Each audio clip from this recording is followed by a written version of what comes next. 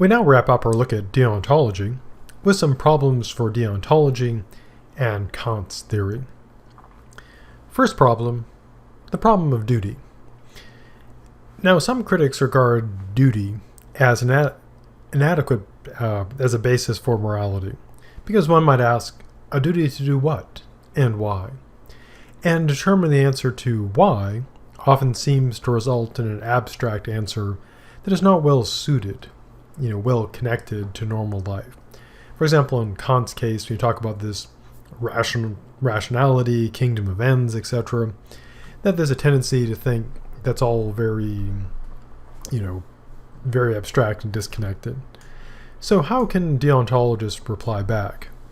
Well, they do attempt to answer these questions in their theories. And it also could be regarded as question-begging, assuming it must be proven, to simply assume that morality must be grounded in normal life. I mean, one kind of reply would be, well, if divine command theory is an acceptable, theory as well, then, placing it in religion would seem to be, if that's fine, then all terms would be fine as well. Unless, of course, the criticism is against divine command theory. Second problem, inflexibility. Now, this applies to absolutism. So there are deontological theories that can allow flexibility. So Kant, in particular, is an absolutist. So his moral rules do not allow exception and don't allow us to consider the consequences of actions. And as we saw when we were talking about the spectrum of morality, our moral intuitions often seem to favor allowing exceptions, at least in certain circumstances. And the usual stock example is lying. Most people think lying is generally wrong, except for some particular cases. Pretty much everyone would accept that lying to save the life of an innocent person would be acceptable. We also generally accept that telling children lies about things like Santa Claus and the Easter Bunny, etc., are also acceptable. And our moral intuitions also seem to favor the view that we should sometimes take consequences into account. We saw all the appeal of utilitarianism and the intuitions there, and they all do kind of push towards, accepting consequences. So how can the deontologist, the absolutist, reply? Well, one option is essentially constructing the rules in a very complex manner to allow for, in a way, having exceptions without exceptions, or considering consequences without considering them.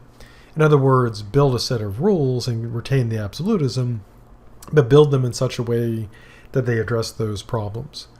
And of course, the critics would respond back if, building such a set of rules to do this would seem to either not be able to address the exceptions and the consequences, or if they do so successfully, the suspicion might be that these rules are simply smuggling in, a rejection of absolutism and also smuggling in consequences. Another reply, which we talked about earlier, is to do what's called bite the bullet. And in this case, philosophically, it means to accept something that, seems difficult and problematic, but simply tough it out. And the expression goes to the non-metaphorical application where if someone's injured, and what they would do is give them a bullet to bite on, because the idea is, one plus is people can only focus on so much, so biting the bullet helps, take the person's mind off the pain. Also, of course, if you're biting on a bullet, it's harder to scream, and so it helps with, morale of people around you because you're not screaming as much. So anyways, the philosophical version is to simply bite the bullet and tough it out, accept something painful, and just, endure the pain. And so a absolutist could simply say, yes, I bite the bullet, there are no exceptions, and consequences are irrelevant. The next problem is also specific to Kant and other deontologists who focus on rationality. People who criticize Kant are rather quick to point out that his theory gives non-rational beings no intrinsic moral weight at all, while rational beings get absolute worth. And as you might imagine, people who value, say, animals, plants, the environment, see this as a flaw. Because they raise the question, why should rationality alone have intrinsic value? And they also raise questions about why should we look at non-humans, animals, plants, etc., as being mere objects? And they'll often point to how this attitude that animals and the environment are just things to be used leads to all sorts of horrible abuses and damage.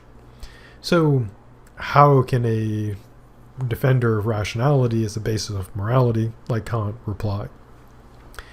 Well, one option is to counter by saying, why think that non-rational beings have worth as intrinsic value? To argue that they do not, that objects don't have value, animals don't have value. So that's one option, and a very popular view, to simply deny that animals and the environment have value, other than whatever value we give it. Now, Kant himself, in the case of animals at least, has a very interesting workaround, and one in which, long story short, he essentially argues that we should treat animals well, because if we're bad to them, then we're likely to fail in our obligations to people. Roughly put, animals are kind of like training for us. And you can use an analogy to someone who's, working on a CPR dummy. Now, if a person screws around during CPR class, they can't actually hurt the dummy, because the dummy is just a thing. But if they screw around during CPR class and they have to work on a real person, they're going to do a bad job.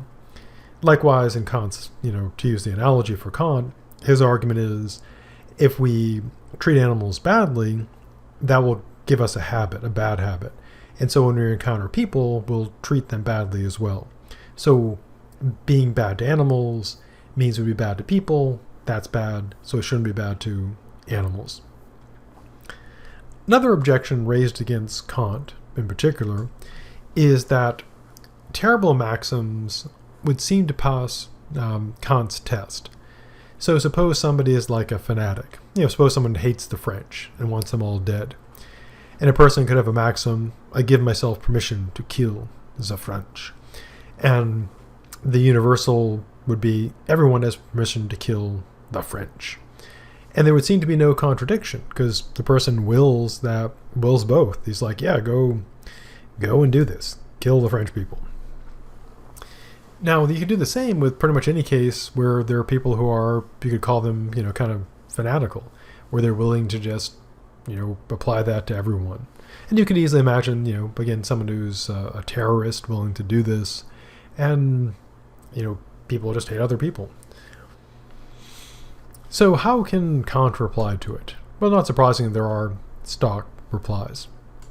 One stock reply is that such a maxim would seem to require that the person making it, their willingness to say, kill the French or engage in terrorism, they could be accused of having a defect in their rationality, which is one possible reply. They're irrational. Second, Kant, of course, has that second, formulation of the categorical imperative, that rational beings are ends and not means. So maxims that involve doing terrible things to other people, like killing the French, etc., would violate his second formulation, because we wouldn't treat them as ends but as means. Now, of course, that can be argued against as well. Final problem for Kant is his kingdom of ends.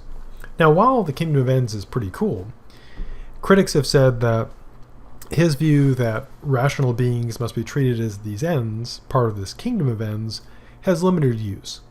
So it does tell us we should not do really bad stuff to other people, at least in almost all cases. So exploiting them, enslaving them, killing them, stealing from them, etc. would all be out.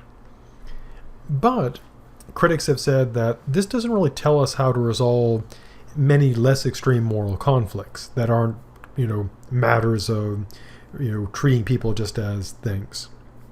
Also, there's the question of what does this tell us about what it means in the concrete to treat people as ends? What does that involve? Like, in very practical terms.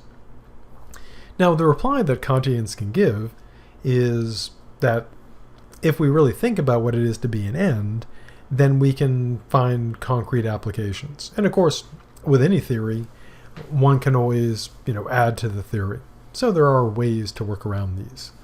So that brings us to the end of Kantian deontology and all of the Kant stuff.